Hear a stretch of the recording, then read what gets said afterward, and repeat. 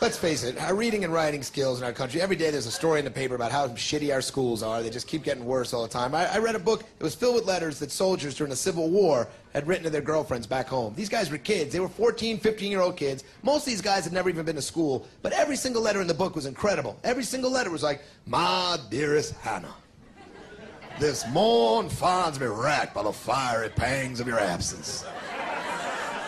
I'll bear your cherished memory with me as I battle the forces of tyranny and oppression." Now think about what the typical letter from your average modern-day soldier to his girlfriend back home in, like, New Jersey's got to read like. "Dear Marie, it is hot as fuck out here.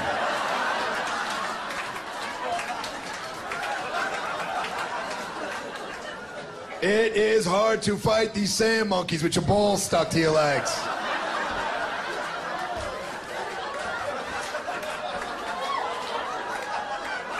It is very, very hot out here because I am in the desert.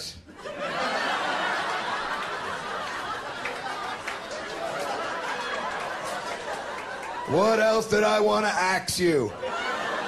Oh yeah, don't fuck nobody, like it back." I thought it would be fun to intro with that clip today. Hi, Conrad White here with episode 11 of Success Council. Today, we're going to talk about public schooling. Now, it's no secret that public schooling is failing our children. At the end of this video, we have some more very funny videos that highlight the state of the education system in America. And although they are funny, they are also very sad. Every parent on the planet wants the best education for their children, and yet the results are so poor. It's clear that the government is to blame. They forcibly took control of the education system, and it has steadily worsened. The only question is, was it a deliberate plan to dumb us down, or just the usual ineptness of government? Sadly, it was deliberate. Let's turn to another comedian for the answer why.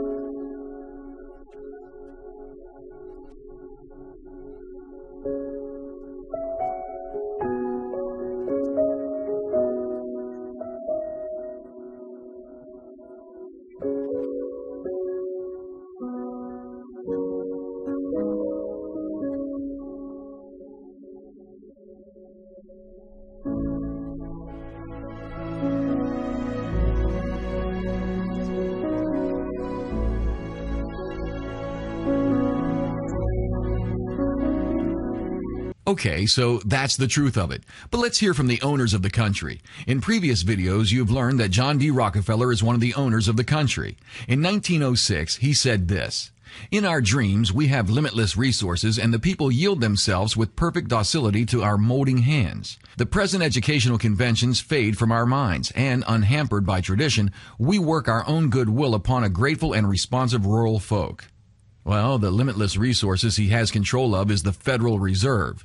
You learned he is an owner of that and its ability to print money out of nothing in episode 4. In order to show how they took control of the education system, I have to deviate from the topic of education for just a moment. I have to explain tax-exempt foundations. Most people think tax-exempt foundations are tax-exempt because they are charitable. The truth is nothing like that. I might do a future video explaining all the details and providing evidence, but for now, so we can get back to public schooling, I'll just give you the facts. If you wanted to steal wealth from a nation, the two most efficient ways to do it is taxation and inflation. In 1913, the members of the big club George Carlin was speaking about got both. They told the people they needed a Federal Reserve to break the back of the big bankers, and they got told they needed an income tax to make the wealthy pay for those less fortunate. Well, of course, the big club designed and funded the support of both of those legislations, all the while pretending to oppose both of them in the public sphere. They designed the Federal Reserve to consolidate their banking power, and they created the tax-exempt foundation so their wealth and income would never be taxed. Both of these pieces of legislation were designed to steal wealth from middle and lower classes and give it to the rich. So the members of the big club have all their wealth tax-free in these foundations. So what does this have to do with achieving their dreams of a people who yield themselves with perfect docility to their molding hands? Well, in 1954, the Congress set up what was known as the Reese Committee to investigate the operations of the tax-exempt foundations. The head of this committee was a man by the name of Norman Dodd. The video I linked to below also has a link to an interview with Mr. Dodd filmed in 1982. It's a 50-minute interview, and I highly recommend watching it. It is very hard to make sense of the world without it. Here are just a couple of clips from it. At what point in your career did you become connected with the Reese Committee? 1953. 1953. Yeah. And what was that capacity, sir? That was the capacity of what they call Director of Research for the Reese Committee. Can you tell us what the Reese Committee was attempting to do? Yes, I can tell you. It was operating and carrying out instructions embodied in a resolution passed by the House of Representatives, which was to investigate the activities of foundations as to whether or not these activities could justifiably be labeled un-American.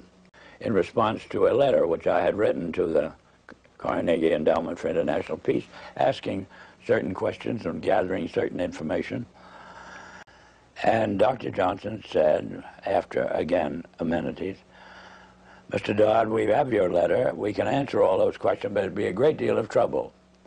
And we have a counter-suggestion. And our counter-suggestion is that if you can spare a member of your staff for 2 weeks and send that member up to New York, we will give to that member a room in the library and the minute books of this foundation since its inception. And we think that whatever you want to find out or the Congress wants to find out will be obvious from those minutes. Well, my first reaction was they lost their mind. She came back at the end of 2 weeks with the following in the way of on dictaphone belts. At that time, their interest shifts over to preventing what they call a reversion of life in the United States to what it was prior to 1914, when World War I broke out. And they arrive at that point, they come to the conclusion that to prevent a reversion, we must control education in the United States. And they realize that that's a pretty big task. So to them, it is too big for them alone, so they approach the Rockefeller Foundation with the suggestion that that portion of education which could be considered domestic be handled by the Rockefeller Foundation, and that portion which is international should be handled by the endowment. And they then decide that the key to the success of these two operations lay in an alteration in the teaching of American history. So they approach 4 of the then most prominent teachers of American history in the country, people like Charles and Mary Bird, and their suggestion to them is, will they alter the manner in which they present this subject, and they get turned down flat. So they then decide that it is necessary for them to do, as they say, build our own stable of historians. And then they approach the Guggenheim Foundation, which specializes in fellowships, and say, when we find young men in the process of studying for doctorates in the field of American history, and we feel that they are the right caliber. Will you grant them fellowships on our say-so? And the answer is yes. So under that condition, eventually they assemble 20. And they take this 20 potential teachers of American history to London, and there they're briefed into what is expected of them when, as and if they secure appointments in keeping with the doctorates they will have earned. And that group of 20 historians ultimately becomes the nucleus of the American Historical Association. A rationalization of their decision to do everything they could to stop the completion of this investigation in the direction that it was moving, which would have been an exposure of this Carnegie Endowment story and the Ford Foundation and the Guggenheim and the Rockefeller Foundation, all working in harmony toward the control of education in the United States. So has the big club been successful? I'll leave you with a hilarious final clip to answer that. While you're watching, go ahead and give the video a thumbs up if you like it, subscribe to this channel, and share this video on your Facebook page. Thanks for all the comments on our last 2 episodes on gun control. I think we shocked a lot of people with those videos. I'll see you in the next one. Okay. Recent polls have shown a fifth of Americans can't locate the U.S. on a world map. Why do you think this is? I personally believe that U.S. Americans are unable to do so because some people out there in our nation don't have maps, and I believe that our education, like such as in South Africa and the Iraq, everywhere like such as, and I believe that they should, our education over here in the U.S. should help the U.S.